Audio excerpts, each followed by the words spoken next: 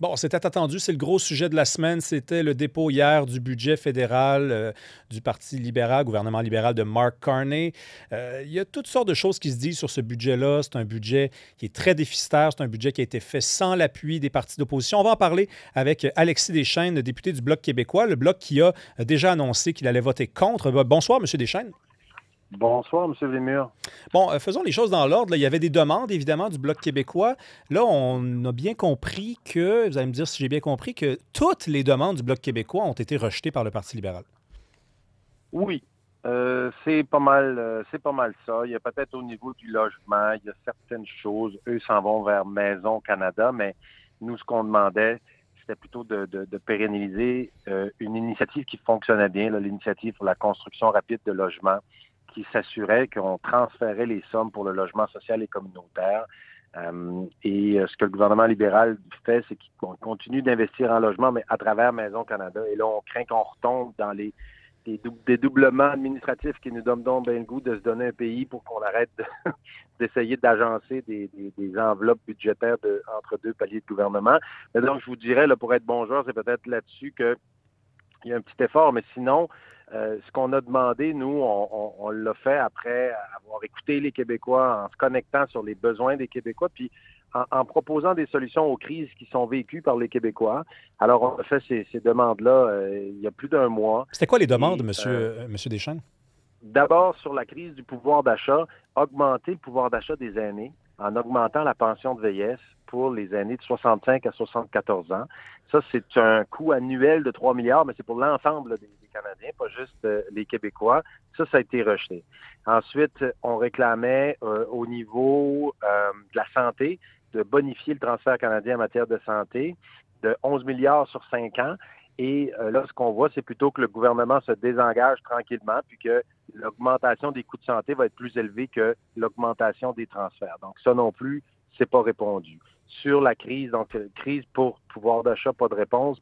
Crise en santé, pas de réponse. Crise en logement, très peu de réponses. Nous, on proposait notamment aussi un programme pour les premiers acheteurs, un prêt qui permettait aux premiers acheteurs d'avoir accès à la propriété avec un prêt sans intérêt du gouvernement. Et ça a été écarté également, puis de pérenniser là, ce dont je parlais tantôt, qui a aussi été écarté. Ensuite, on demandait un programme en transfert d'infrastructures sans condition. Et là, on a fait grand étalage du côté libéral des investissements en infrastructures, mais quand on regarde, finalement, c'est seulement 9 milliards d'argent neuf sur 5 ans, donc c'est très peu. Donc, pas de réponse de ce côté-là non plus. On demandait un remboursement de 800 millions de dollars qui viennent du Québec et qui ont été utilisés par le gouvernement fédéral pendant l'élection pour donner des bonbons électoraux. On demandait un remboursement. Donc, tout ça a été rejeté. Puis en plus, on a rajouté des reculs en environnement. Alors, face à la crise climatique qui est réelle, on voit les effets. Moi, je suis député gaspésien des Îles-de-la-Madeleine. On voit les effets des changements climatiques. On sait qu'il faut agir. Bien, ce gouvernement-là, non seulement n'agit pas, mais malheureusement, il recule. Donc, il va enlever le plafonnement des émissions, notamment pour le secteur pétrolier. Donc, au niveau environnemental, il y a des reculs là qui font peur quand on comprend l'importance d'agir. Puis, à travers tout ça, on a un déficit en plus de 78 milliards. Donc, la somme de toutes ces choses fait en sorte que vous nous, êtes déçus. on va voter contre ce budget. Ouais, Oui, absolument. Ouais, ouais, absolument. mais là je veux être sûr de bien comprendre. Là, 78 millions de déficit, c'est énorme. C'est d'ailleurs dénoncé par votre... milliards, ouais. Oui, 78 milliards, effectivement. Oui, c'est pas la même affaire, pantoute. C'est dénoncé par votre formation politique. Là, vous dites aussi que c'est un budget qui est conservateur. Là. J'espère bien comprendre. Vous ne faites pas référence au déficit quand vous dites que c'est conservateur comme budget. Non, ben c'est ça. C'est un déficit libéral, mais un budget conservateur. Puis pourquoi on dit que... Parce que c'est vrai, on est en... Écoutez, la dernière année de Trudeau, là, qui était reconnu pour être celui qui n'avait vraiment pas peur de faire des déficits, c'était 36 milliards. Là, on est à 78, ça vous donne une idée. Ouais. Donc, il y a un déficit important, puis qui vient aussi de décision du gouvernement fédéral libéral de Mark Carney de se priver de revenus comme la taxe sur les géants du numérique. Alors ça, c'est très libéral. Le déficit, c'est correct. Maintenant, dans les investissements, ce qu'on voit, c'est que c'est là que ça fait assez conservateur. Les investissements ou les dépenses importantes, c'est l'armée, les dépenses dans le militaire et des dépenses en baisse d'impôts. Puis en plus de ça, des compressions dans la fonction publique. C'est là où on sent que ça ressemble plus Ouais, à un budget conservateur. et d'ailleurs, Alexis Deschênes, vous êtes leader parlementaire adjoint du Bloc québécois.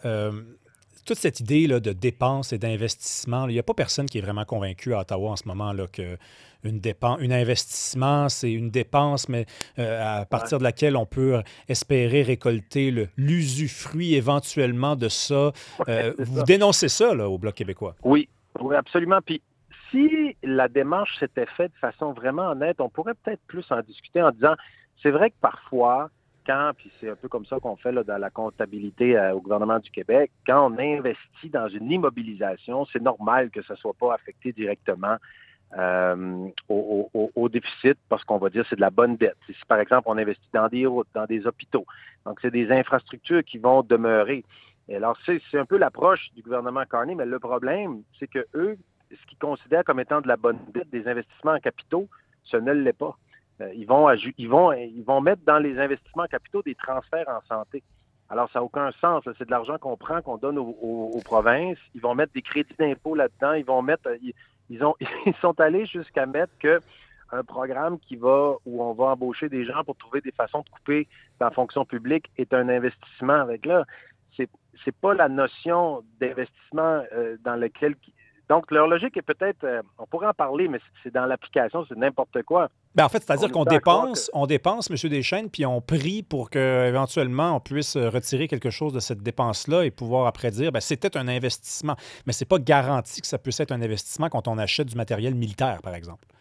Bien, c'est ça. Puis à la limite, si par exemple vous investissez dans des aéroports, puis là, le gouvernement dit, ça, je vais l'amortir parce que c'est de l'investissement en capital. Là, on peut discuter de ça. Tu dis, ouais, OK, pourquoi est-ce que l'ensemble de l'investissement dans l'aéroport est imputé au budget d'une année? On peut le répartir.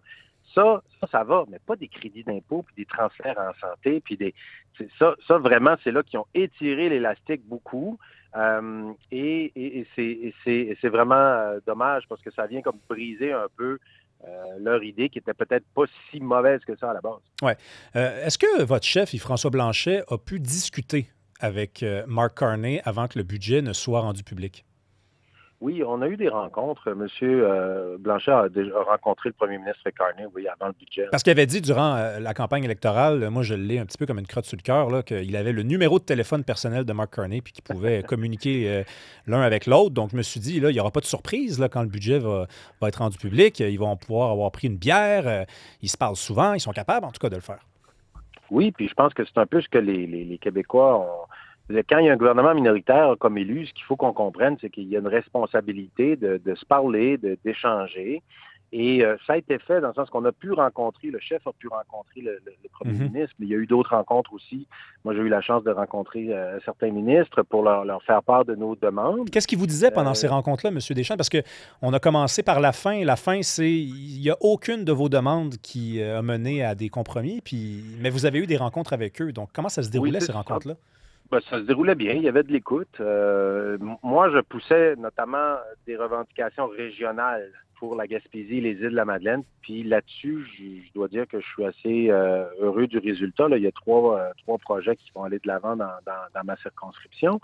Pour ce qui est de nos demandes générales, ce qu'on comprend, c'est que le gouvernement nous a rencontrés, mais a décidé de gouverner à sa façon, sans répondre à nos revendications. Et c'est dommage parce que, par exemple, augmenter la pension de vieillesse chez les aînés de 65 à 74 ans, je suis sûr que M. Carney n'aura pas eu de la misère à dormir avec ça. Là. Je veux dire, on aide des gens qui souvent n'ont pas la capacité d'augmenter leurs revenus, qui sont souvent des personnes seules. Alors, ça aurait été significatif, puis ça aurait été une main tendue qui, malheureusement, n'est pas venue. Parlons de Radio-Canada également. 150 millions de dollars qui sont attribués, en plus du 1,5 milliard qui va à Radio-Canada à chaque année. Pour le Bloc québécois, ça, c'est une bonne ou une mauvaise nouvelle? Bien, c'est bien de financer Radio-Canada. Nous, on croit dans la mission de ce diffuseur-là qui va remplir une fonction importante. Puis encore là, je réfère un peu à ma région, mais il joue un rôle important. Par contre, il aurait pu avoir des conditions de financement pour s'assurer que ça soit dépensé correctement, pour s'assurer que ça soit dépensé dans certains secteurs. Ça, là, ce qu'on semble comprendre, c'est que c'est un 150 millions envoyés comme ça. Ouais. Et il y a les médias privés aussi qui ont besoin d'aide. Il y a des crises dans le domaine des médias traditionnels qui vivent un exode. et qui se font voler du contenu par les grands géants du numérique. Puis il y a aussi ça qu'il faut dire, hein, si le gouvernement Carney n'avait pas reculé sur la taxe sur les géants du numérique, il y aurait eu des milliards qui auraient pu réinvestir dans la culture et dans nos médias qui sont si importants dans cette ère où on voit que la démocratie est menacée, où on voit qu'il y a de la désinformation. Investir dans les médias, c'est investir dans une saine démocratie, c'est investir dans un endroit où on peut discuter de façon pacifique et civilisée sur les débats d'une société, puis où les citoyens sont capables de se faire une tête. Puis si on prend pas soin de nos médias au Québec, ben le risque, c'est que le débat se déplace dans des endroits où là, le niveau de conversation peut déraper sans qu'on finalement soit capable de se retrouver comme société puis que ça devienne des silos. Alors ça, là-dessus, c'est vraiment raté. La taxe sur les géants du numérique aurait permis au gouvernement d'aller chercher des sommes puis d'investir dans les médias qui sont si cruciaux. Est-ce que vous estimez qu'il y a un risque qu'il y ait un déclenchement là, hâtif des élections, puisque là, vous annoncez qu'au Bloc, vous allez voter contre, les conservateurs aussi. Le NPD, à ma connaissance, là, n'a pas laissé savoir officiellement s'ils allaient voter pour ou contre. Ils sont tellement mal foutus, pas de chef, pas d'argent, même pas capable de faire Flin-Flon, Winnipeg en avion, qu'on devine qu'ils vont voter pour, mais il y a quand même un risque qu'on s'en aille en élection. Ben, oui, on est toujours d'un gouvernement minoritaire, donc c'est sûr qu'il va falloir qu'il se passe quelque chose. Moi, mon impression, puis je suis un nouvel élu, mais ma lecture de la situation, c'est que le budget va passer. Là, il y a un conservateur qui a traversé, il y a des rumeurs, il y aurait peut-être d'autres conservateurs qui traverseraient, il y aura peut-être des abstentions, mais dans le fond, lorsqu'on regarde la situation, là, les partis d'opposition, du moins, là, n'ont pas le désir d'aller en élection. Le peuple n'a pas besoin d'une élection 6 mois après une première élection. Je pense que ce serait un peu indécent de leur demander ça. Alors, c'est ce qui fait que je me dis que la raison va prévaloir, puis il va y avoir à un moment donné une façon, mais on est très proche, là. Il ne manque que 2 votes. Est-ce qu'il y aura d'autres transfuges? Est-ce qu'il y aura des abstentions? Je suis sûr qu'il va y avoir un moyen. Et c'est ce qui fait que pour moi, je pense que le budget va passer là, au courant des prochains jours. Les choses vont s'éclaircir. Merci beaucoup, Alexis Deschênes. Vous êtes leader parlementaire adjoint du Bloc québécois, député de la merveilleuse région de la Gaspésie, les Îles de la Madeleine. Merci. Merci pour la région, puis merci pour l'entrevue. Bonne soirée à tous.